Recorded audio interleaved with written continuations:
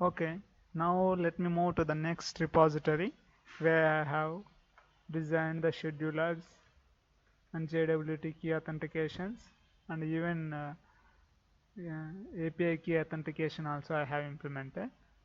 Let me open that repository. That repository is PMS core adapter, where in this project I am pulling the data from the booking.com to sync our DB with the booking.com, where I am regularly fetching the availability like number of rooms are available, number of prices are also available. Here also we are following the structured package. You can see how there are many packages are there for different purposes, and you can see there are scheduler classes are also there where I am defining the schedulers. And this is scheduler configurations. We created the threads also for specific data for static thread, dynamic thread. We are dividing that and we are using the chords in it to initialize the schedulers as well. These static threads are used to fetch the static data like images, hotel information, etc. etc. And we created dynamic thread to fetch the availability regularly from the booking.com APIs. And as you can see here, I have created a controller class where I can, with the multiple APIs, there is a one API create scheduler data. By using these create scheduler data, we can explicitly define the scheduler of the particular property. For example, if you want to fetch the data from the booking.com for every 6 hours for the particular hotel, then by using these create scheduler data API, we can able to create schedulers. That scheduler data will be saved in MySQL. Let me open that table, hotel scheduler. As you can see here, we can create the schedulers and it will save the cron syntax as well. Based on this cron syntax, the chords unit will initialize the scheduler every time. In that we are making a call to static and dynamic threads according to our requirement. Okay, let me run that project. As you can see here, already there is one more cron is already running to check if there is any pending request or there. If there is any pending request, it will make the request as well. Let me show the code also to you where I created that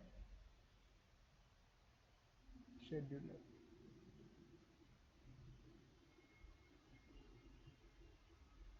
As you can see here, for every second there is a one cron scheduler will execute to check whether the data if there is any pending requests are there. If there is any pending request, it will trigger the process for that particular request. Here we can see that the scheduler is running for every 10 seconds and telling if there is no data, then it will tell existing from that particular method. If there is a data, it will trigger. As you can, we are printing all the loggers to track our execution flow as well. In future also, if there is any errors also out there, we can find by using loggers. Here you can see that scheduler, we are defining the cron syntax for the scheduler and it will run for every 10 seconds, and this is we are implemented the interfaces also. That's fine.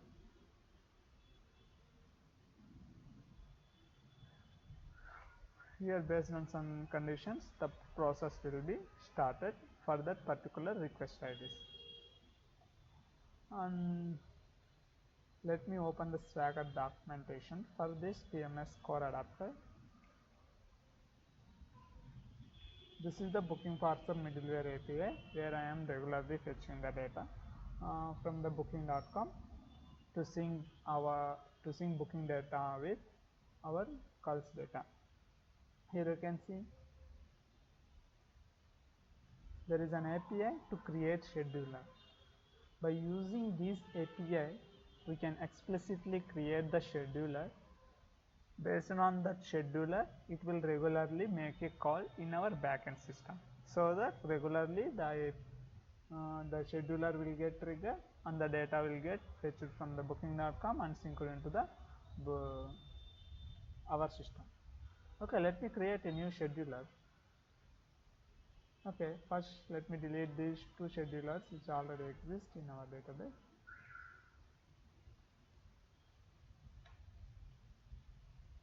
And delete it.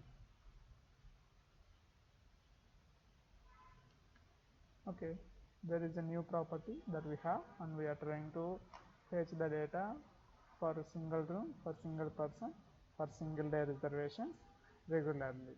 This 21 represents the cron syntax that we have already exist in our DB. As you can see here, based on the scheduler length for every 24 hours or for every 6 months, and scheduler duration like that based in hours, minutes. By using these values, we can easily create schedulers, and that will create a cron syntax, and it will be saved in DB as I shown you before in the hotel schedule here.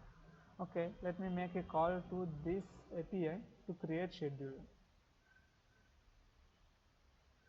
For this also we have authentication that I have already authorized. As a result, we are directly making request to the API, and the API is loading, and we are getting successful response, and the scheduler is also created for this particular property ID. The scheduler ID is 33 and the cron syntax, and if you go back and check the SQL, we created a scheduler for the availabilities. Currently in our backend code, we stopped creating scheduler for the static data like images, all those things. For availability, we have created scheduler, so that for every regularly based on this cron syntax, the scheduler will be triggered and it will import the data.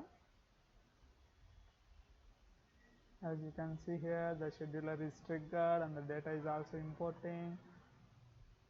Before it is giving empty responses if there is no existing from the process response method like that. Now after creating scheduler, again the scheduler is triggered. Based on the scheduler, it will import the data,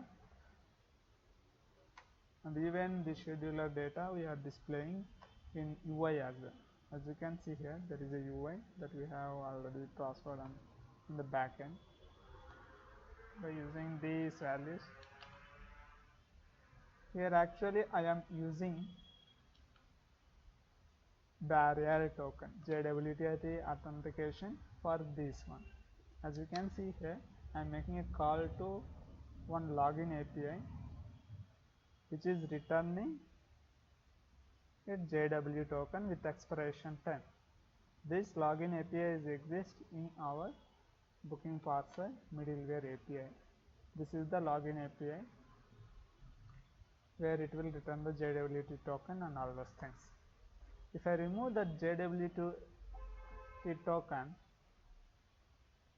we can't make requests to the APIs again.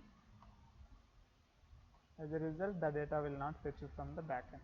I will try to refresh, and it will redirect to login page. So again we need to authorize, then only the data will come. Because I have removed the token, that's why. So already we have implemented JWT also, and API key authentication in UT as well. Okay, let me open the UI again to show you what data I am displaying.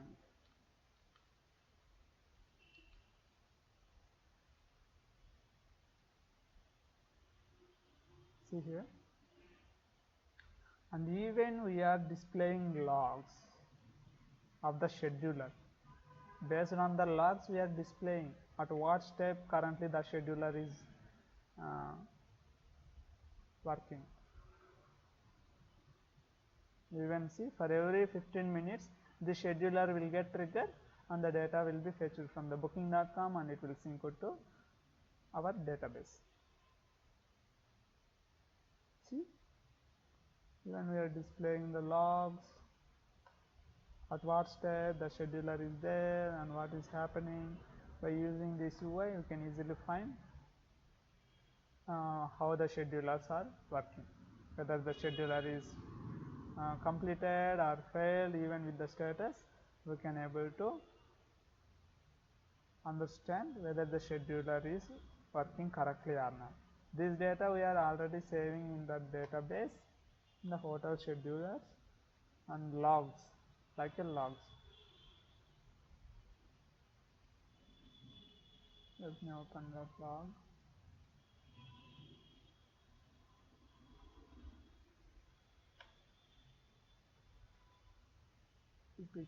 Here and saving request, response, everything. So by using these things, we can easily find how the schedulers are working and what step the scheduler